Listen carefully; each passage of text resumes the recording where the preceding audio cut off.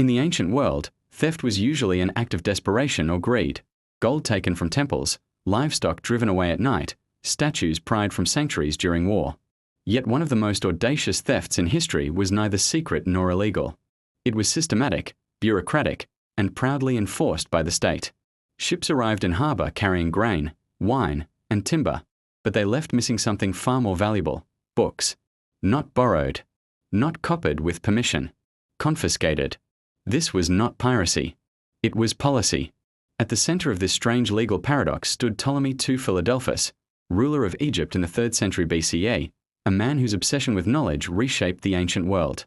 Under his reign, theft became law, so long as the stolen goods were texts. And the prize was nothing less than the complete written memory of human civilization. Alexandria, a city built for ideas. When Alexander the Great founded Alexandria in 331 BCE, he envisioned a city that would fuse Greek intellect with Egyptian permanence. After his death, one of his generals, Ptolemy Isoda, claimed Egypt and transformed Alexandria into his capital. But it was Ptolemy II, his son, who turned the city into an intellectual machine.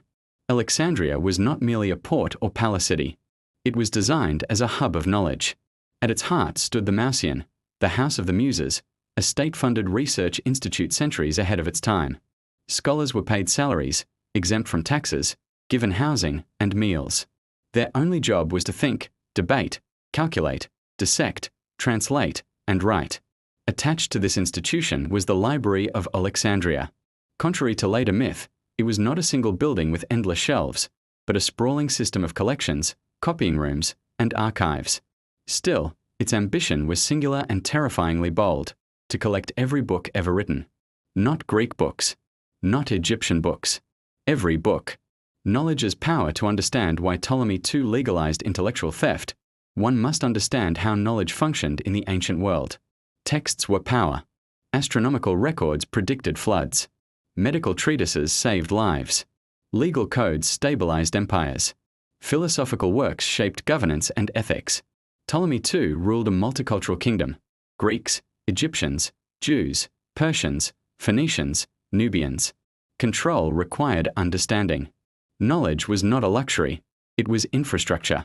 But acquiring books was slow. Manuscripts had to be copied by hand. Authors guarded their originals. Cities prized their archives as symbols of prestige. Athens, Rhodes, Pergamon, these were rivals not just in politics, but in libraries. Ptolemy II had no intention of losing. The law that changed everything at some point during his reign, a remarkable decree was issued. Any ship entering the harbor of Alexandria, merchant, diplomatic, or private, was subject to inspection. Cargo was examined not only for goods, but for texts. Any written work found on board was confiscated by royal officials. The owners were not arrested. They were not punished. In fact, they were told this was lawful and for the greater good. The books were taken to the library, where scribes made meticulous copies on high-quality papyrus. The copies were returned to the original owners. The originals were kept. Official records labeled these confiscated works simply as from the ships. By modern standards, this was outright theft. By Ptolemaic law, it was perfectly legal. Originals matter. Why keep the originals? Because in the ancient world, originals carried authority. Copies accumulated errors. Marginal notes became embedded in texts. Lines were altered intentionally or accidentally. Owning the original manuscript meant owning the most reliable version of a work. Ptolemy II understood something subtle. Information degrades as it spreads. To dominate knowledge, one must control its source. This obsession went beyond confiscation. In one famous incident, Ptolemy II requested the official texts of Athenian tragedies, Aeschylus, Sophocles, Euripides, housed in Athens State Archive. These were cultural treasures, guarded like relics. Athens agreed to lend them, but demanded a massive deposit of silver as insurance. Ptolemy II paid without hesitation. He copied the texts, kept the originals, and sent Athens the copies, along with the silver. He did not even attempt to hide the deception. The deposit was forfeited. The originals stayed in Alexandria. By any moral standard, it was outrageous. By the letter of the agreement, entirely legal. Bureaucratizing obsession. What makes this episode truly strange is not its audacity, but its organization. This was not the whim of a mad king snatching scrolls. It was a state-run system with cataloging standards, librarians, acquisition policies, and quality controls.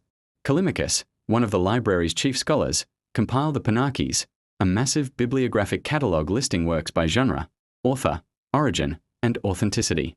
It was, in effect, the ancient world's first library database. Texts were categorized, compared, debated. When multiple versions of a work existed, scholars argued over which lines were genuine. Decisions were recorded. Knowledge was curated. Ptolemy too had turned theft into scholarship. Translation as appropriation, the library did not merely hoard texts, it transformed them. One of its most famous projects was the translation of the Hebrew scriptures into Greek, the Septuagint. According to legend, 72 scholars worked independently and produced identical translations, a miracle meant to signify divine approval. Historically, the story is symbolic rather than literal. What matters is that translation itself was a form of control. By translating texts into Greek, the language of administration and scholarship, Alexandria made itself the gatekeeper of global knowledge. To read the world, one had to come through Alexandria. Legal theft, moral ambiguity, was Ptolemy too a villain? A tyrant of texts? Or a visionary who preserved knowledge that might otherwise have vanished? The uncomfortable answer is, all of the above. Many works survive today only because they passed through Alexandrian hands. At the same time, countless cultures lost control of their intellectual heritage.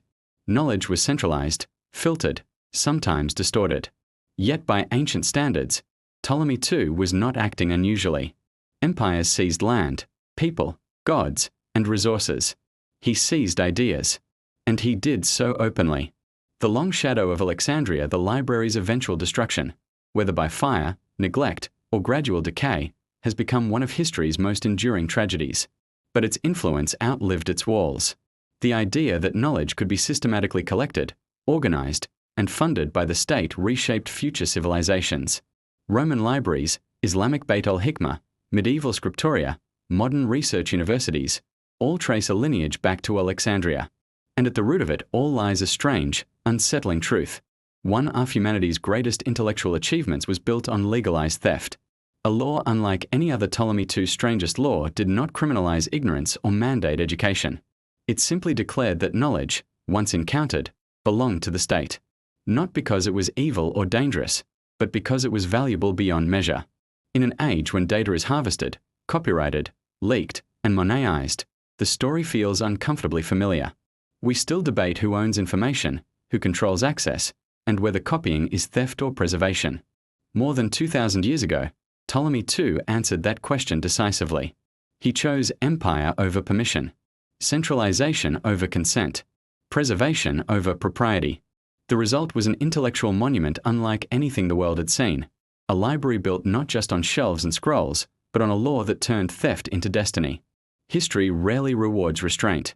In Alexandria, it rewarded obsession.